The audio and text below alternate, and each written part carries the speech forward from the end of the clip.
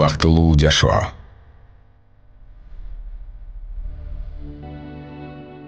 Чапкан колдонсаңыз дүйнө жүзүнүн музейлеринде илинип турат. Алгачкы сезимдери. Менин атым Марат.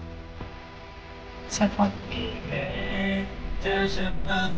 Сыноо. Бирок биздин жашообуз өздөгүдөй болбой атпайбы? Бир күн керек.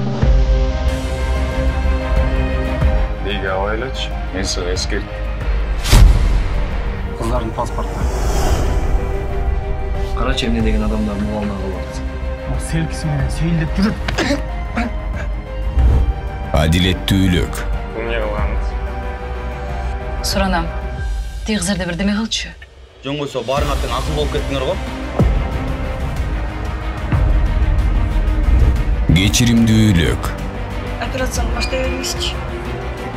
Мен акчасын таап берем. Ошол балаңды эмне менден төрөп алдың белең.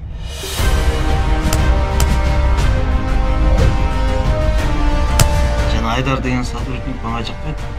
Мекенди сүйөп, болуп имандан болуп. Тиленчилей болуп, Кудайдан эле суранып жүрөсүң. Пайгамбарыбыз ким болгонун билесиңби? Азыр ким экенин өзүм ойлой турам. Өзүң ойлонуп туура жолду тандайсың.